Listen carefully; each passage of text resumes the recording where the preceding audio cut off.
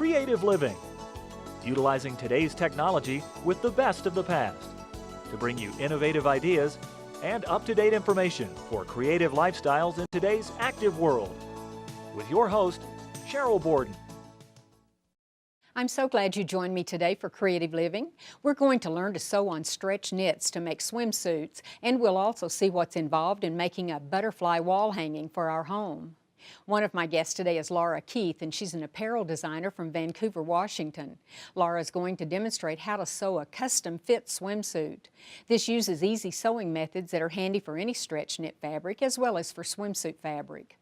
My guest emphasizes how important it is to first consult whatever pattern you plan to use because most people are various sizes. And the good part about sewing our own swimsuit or any article of clothing is that we can custom fit it to flatter ourselves and our shape. Her business is Laura Keith Apparel Designs. We'll begin the show with Donna Salazar, and she's a professional crafter and designer. Donna's going to show how to make a framed butterfly wall decoration that includes a quote to make it personalized for the recipient. Her company is Donna Salazar Designs, and she lives in Irvine, California. Donna, thank you so much for being here, and I'm glad I get to pick your brain about dies and die cutting machines because I've been looking for one, and there's all kinds, aren't there? There's the type that are these thin dies. There's the really thick type that are the steel rule dies. There's even the electronic ones. There's so many different types of die cutting machines. I really like this flat type because you usually get several. And these in are a what set. you're talking about, and they are. Most of the ones that I've looked at and seen in the store are the thicker ones. The really thick, tall ones, right? And you get this whole set like in one. That's what I like especially. Yeah, yeah. And they're huge, and I love that I can make full projects, you know, and it's fairly easy when you're using die cut machines. Speaking of the largest die cut, or die, this is it. Yes. This is the size that it makes, and this is the little project that you're going to show us. Yes.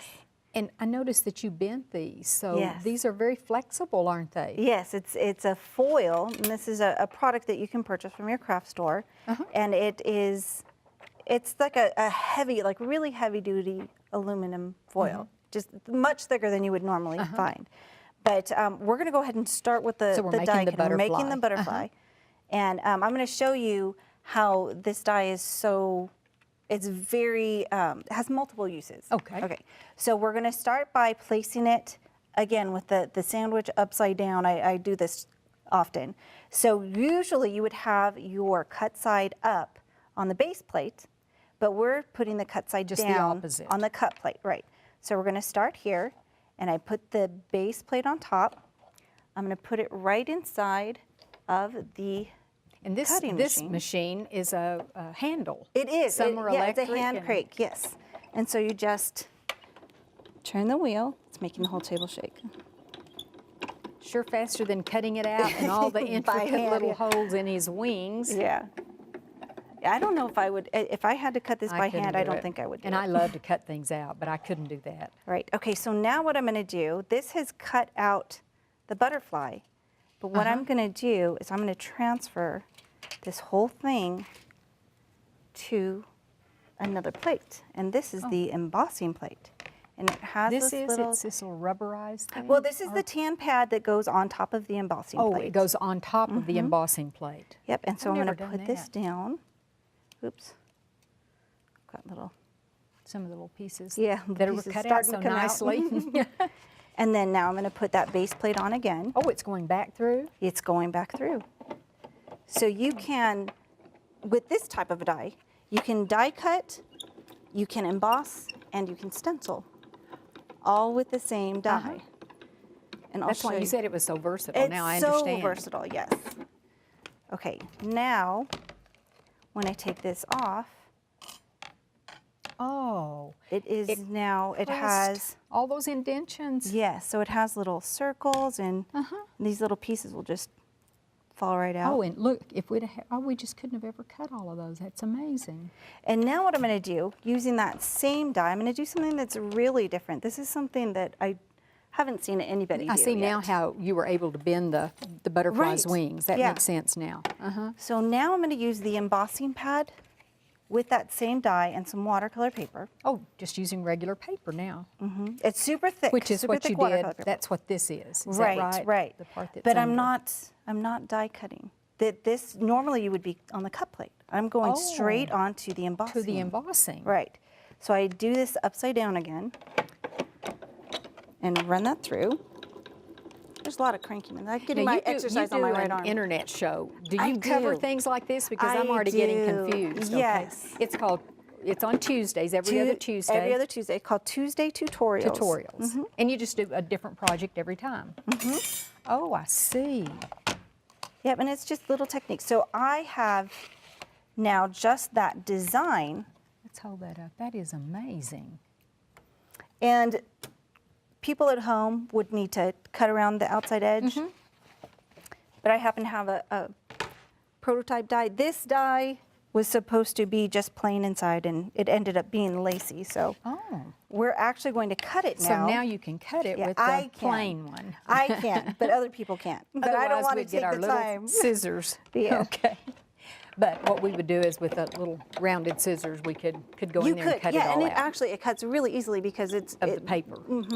and because the embossing has already made the paper pretty thin in that area. I bet you do work up muscles doing that. I do. Okay, so now I see. Well, that was a little faster than I could have done. much faster and cleaner. Okay, now we're going to do some spritzing, and what I'm going to use is the outline of the foil.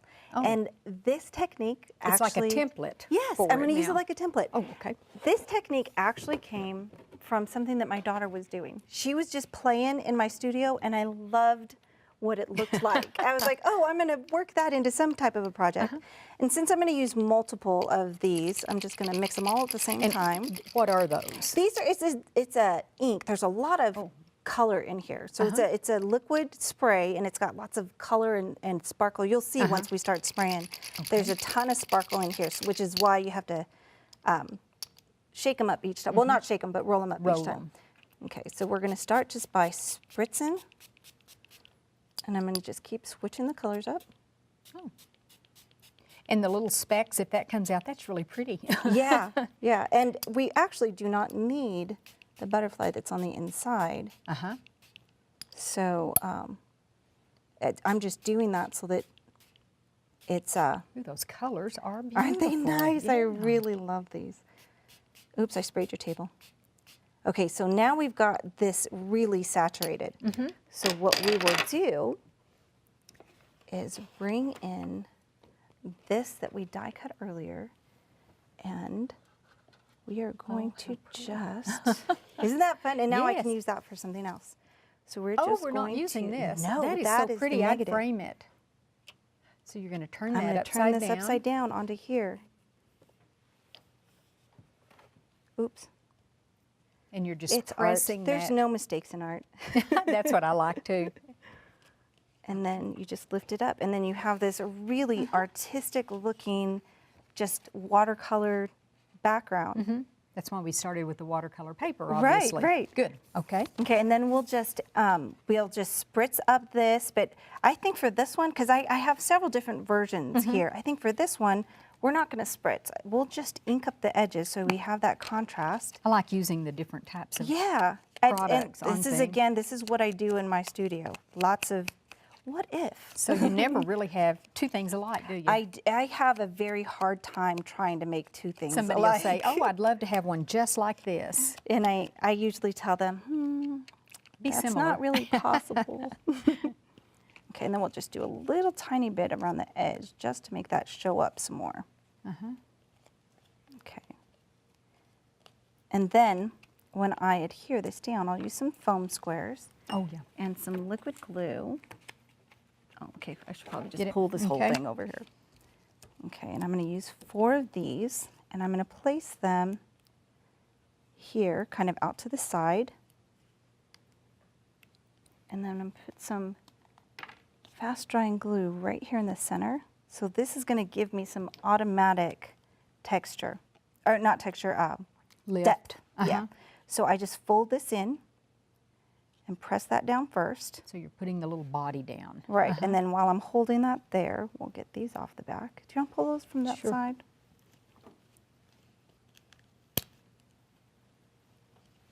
I didn't get it off. There we go. And then press that down like that, and then you already have So a it's little not pressed flat. You've Right. still got the dimension.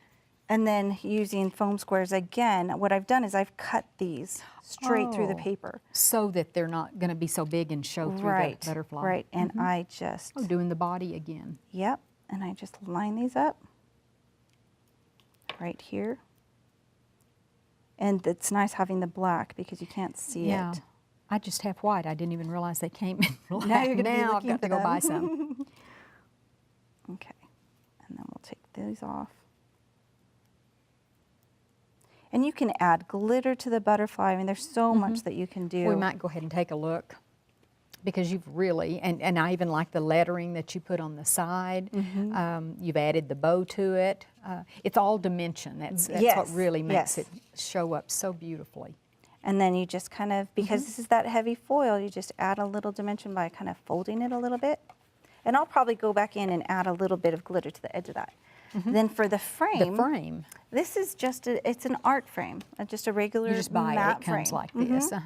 And what I've done is I've used the mixed media product, the Chronicle, on it with this really, it's called fast dry decoupage. I remember doing It's- decoupage. Yeah, it's a really fast. So what I'm going to do, Oh, you just put some in here yeah, to there's make a little it bit in easier the to get bowl, to. and you put a layer down. You put your paper over that. Overlap some of Yeah, it and put a and just layer work. on top, and then do the same on the back to wrap it around. And you don't And want so to you cut just it. do You the want whole to thing. tear it because you want yes, those you torn want that edges. look, yeah, of the torn edges. And then after this is done, there's so much that you can do with it. Now, is that what you did on this? That is what I've done with it. I've inked. Oh, and you've got one there yes, too. I've inked and I've done some embossing. This is the white Snow. white emboss. Yeah, it looks like snow. Looks It like makes it look snow. very magical, I think. And then you can ink right over this stuff, and it'll stay on. That's over the decoupage. Oh, right That's over the why it's deck. Yeah, shiny. the stuff. And just use a couple different colors so it'll stand out. And then I've already got, no I don't. I thought I Oh, already gotta did. put the, Yeah, so we'll just add those real quick.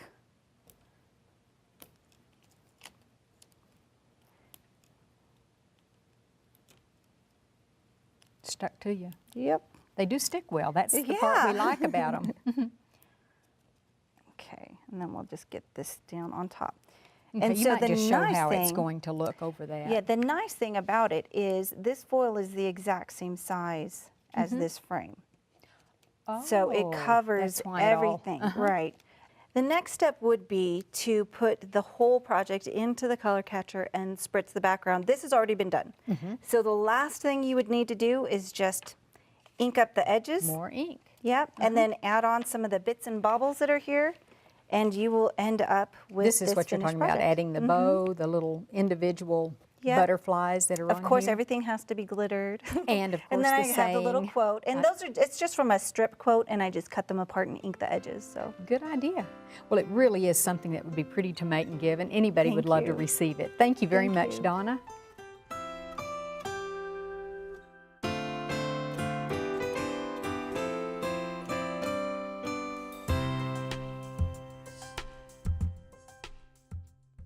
Laura, thank you so much for being with us today.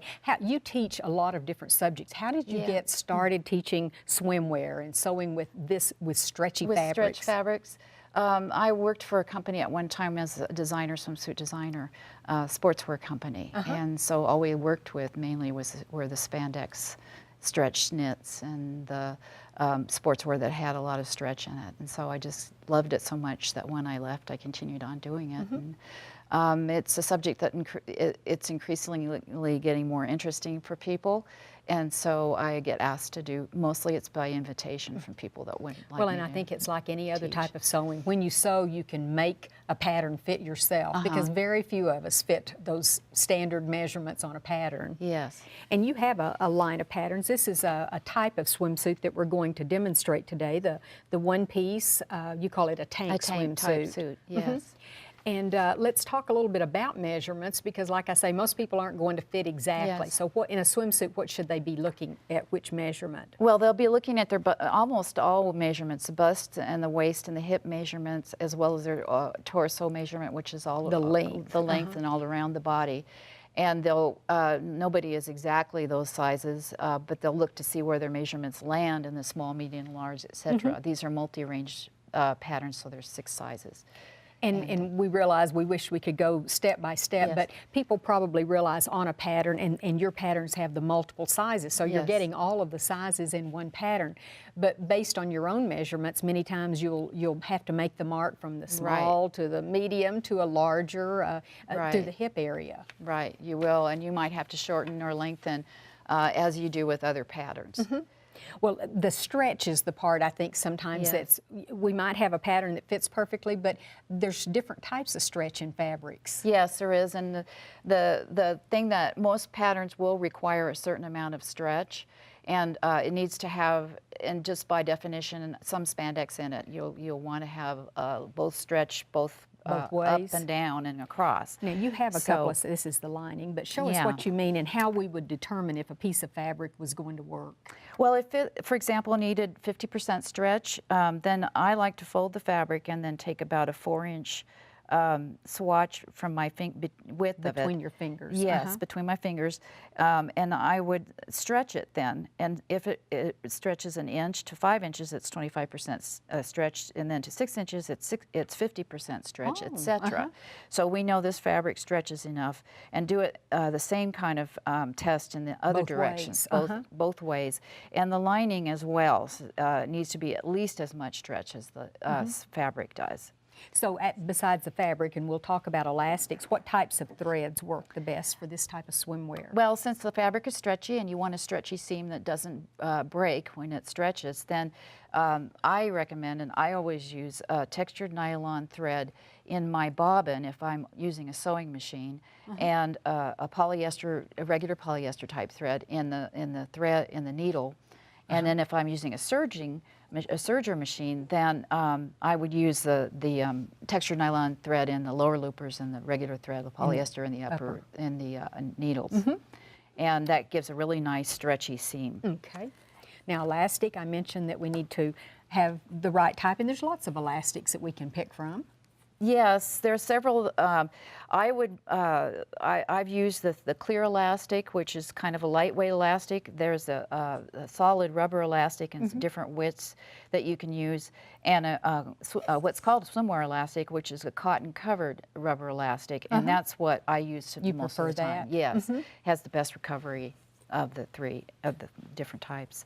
And you mentioned you like to use a serger, and if we have one, they're really nice to have, but you don't have to. No, you can use, this is a serge seam, which is very stretchy and durable, but you can also use, if you have just a regular sewing machine, a double zigzag seam, or if you have a stretch stitch on your sewing machine, you can use a stretch stitch. And then for basting, which I always recommend before I sew a seam finally, is a long straight stitch. Just a long straight stitch for the basting. Okay.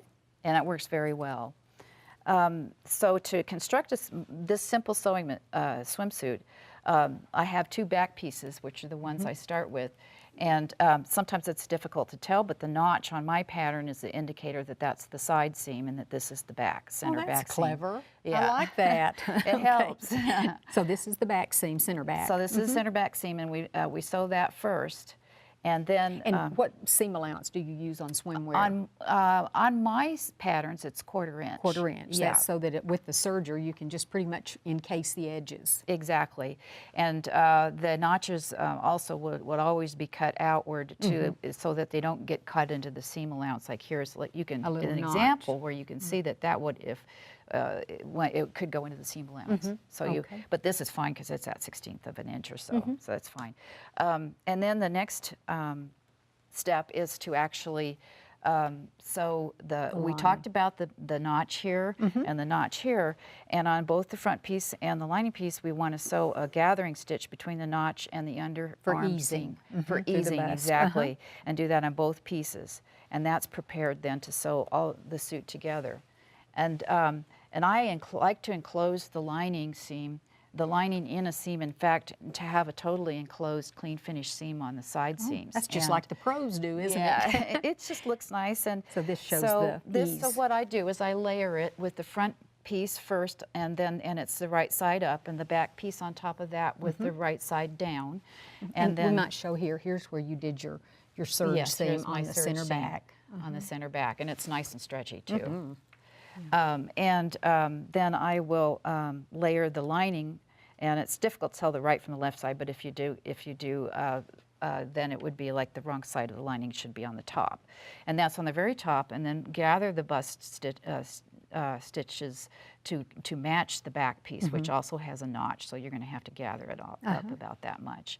And then you sew it. Yes, well, the next thing to do is to pin all the way around, and I'm going to sew all of the seams at more or less one time, and I even do, like, I don't even cut the thread in between. I just sew all the way around, and that's the shoulders, the side seams, and you can see where we eased. We eased the stitching, and then all the way down the crotch seam and the other side seam, etc. Okay. And so once that's done, then I have turned the swimsuit inside out. I see where this gives this little bit of fullness through the bust. That's where we ease. And there's even enough room if you wanted to put in a shelf bra or whatever, you could add that too. And so the side seam is completely enclosed, and the lining is there. And I pin the lining to make it easier to handle the lining further on in construction. I always pin the lining to the fabric all the way around where it is. It's not on the back piece. And then I'll baste it along here and on the... That's that long stitch length you were again, talking about. That's a long stitch length. And that just holds it together for the next step, which then is the elastic. to put the elastic in. And the elastic on most openings, except for the leg openings, the elastic will be quarter marked. And by that I mean I fold it and I mark it on one side, and then I fold it again in half and mark it on this side, and on this side, so I have 4 equal marks. And then I'll do the same thing on both the armhole openings and the neck openings, and match the elastic and pin it. And I'll pin it. That spreads that fullness in between the notches. Yeah, it makes it nice and stretchy. I've got so what I do is I pin it from the inside, and so that it lines up all along the edge like that. And again, you just serge this on as well? I'll serge it on, exactly, and I'll take the pins, the crosswise pins out first. Sure. The leg opening is a little different in that with a leg, you want most of the gathering, the fullness to be in the back.